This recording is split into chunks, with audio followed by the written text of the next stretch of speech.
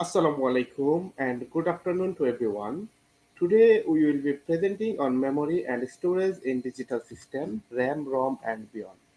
This topic is essential because memory plays a critical role in how modern digital systems store, process and retrieve data efficiently.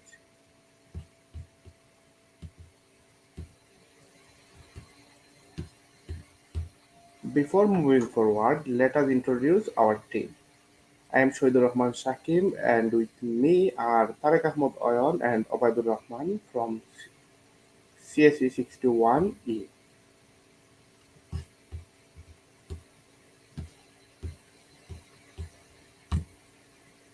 To begin, let's discuss the basic concepts of memory. Memory in digital systems is used to store data, instruction, and intermediate results so that the processor can access them whenever needed. There are two distinctions: primary memory versus secondary storage memory. Primary memory, such as RAM, is fast and directly accessed by the CPU. Secondary storage, like and directly accessed by the কাট করে দিলাম আবার কইরাম light থেকে। To begin, let's discuss the basic concepts of memory. Memory in digital systems is used to store data, instruction, and intermediate results so that the processor can access them whenever needed. There are two primary distinctions: primary memory versus secondary storage. Primary memory, such as RAM, is fast and directly accessed by the CPU. Secondary storage, like HDD SSD, offers large capacity but is slower. Volatile but non-volatile memory. Volatile memory like RAM loses data when power is off. Non-volatile memory like ROM, SSD, HDD retains data permanently. Understanding these distinctions helps us know how device manage speed, efficiency, and storage capacity.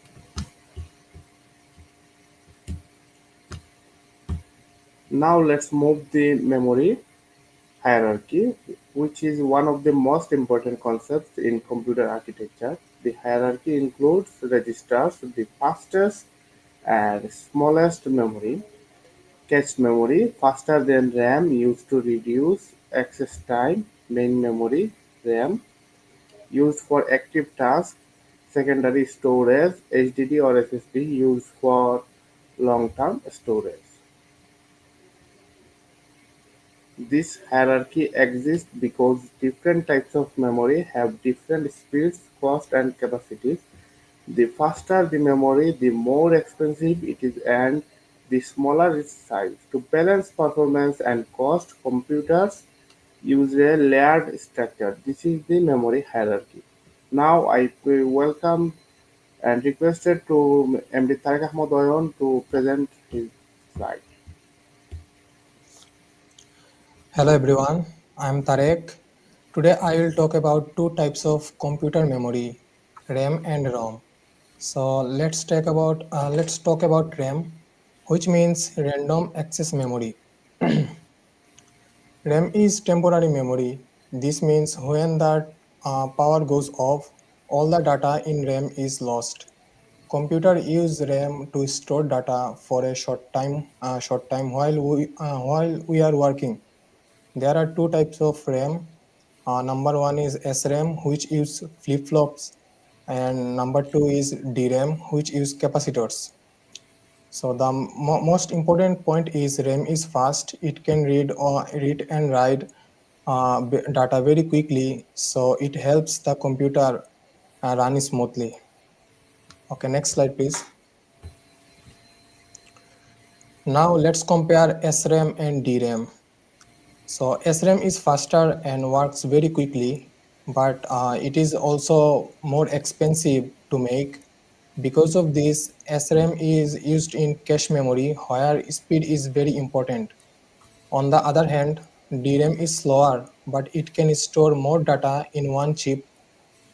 It is also cheaper, and that's why DRAM is used as a main memory in most computers.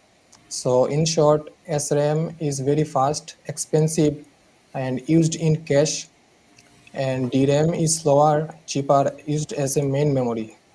Okay, next slide.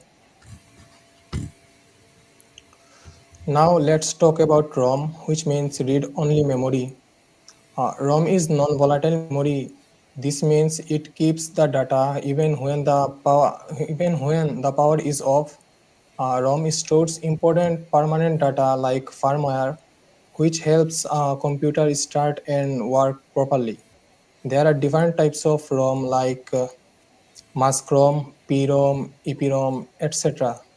But the main idea is simple. ROM keeps its content permanently.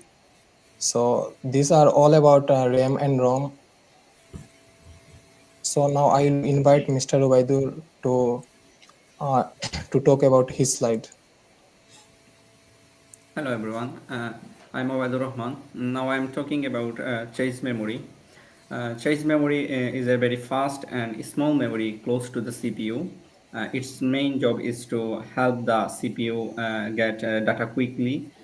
When the CPU needs data, it checks the chase fast. If the data is there, it can be accessed almost instantly, making the system faster. The purpose of memory in digital system is to store data, instructions, and intermediate result that the CPU needs to processing. And chase is a part of this memory system. Chase memory has three levels: L1, L2, and L3. L1 chase is the fastest and smallest, looked directly on the CPU. It stores the most frequently used data for immediate access, speeding up processing. However, its small size limits how much data it can hold. L2 chase cache is larger but slower than L1, and it's looked near the CPU. It helps the CPU access data that not in L1, providing a faster alternative to fetching data from RAM, improving overall efficiency. L3 cache is the largest and slowest of three, shared by all CPU cores.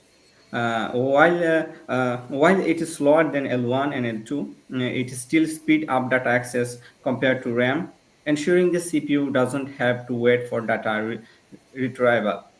The purpose of memory is to reduce average memory access time by storing frequently used data in faster memory like chase. The CPU can access it quickly, avoiding delay from slower storage like RAM or secondary storage.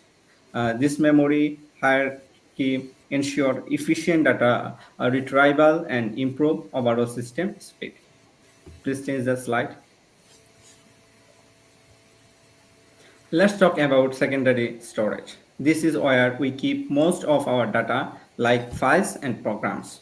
It includes hard disk drive, HDD, solid state drives, SSD, and optical storage.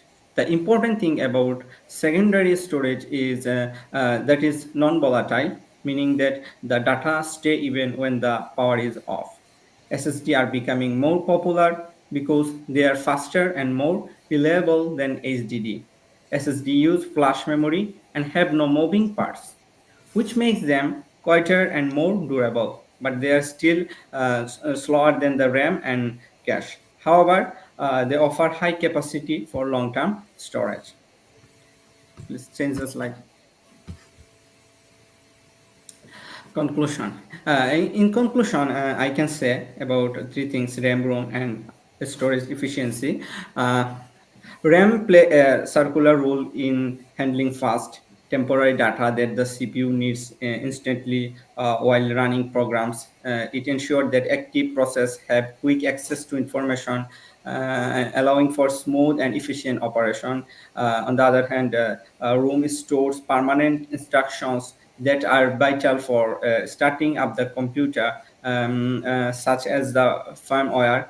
This instruction remain intact even when the power is off. So ensuring the system boots properly every time it's turned on. And new technologies continue to improve storage system, making them faster, more efficient, and capable of holding even more data. These advancements allow for handling larger files, programs, and data at increasing speeds, improving overall system performance. So turn over the page. That was all about our topic. Thanks for listening. This concludes our presentation on memory and storage in digital system. That's all about. Thank you again. Thank you.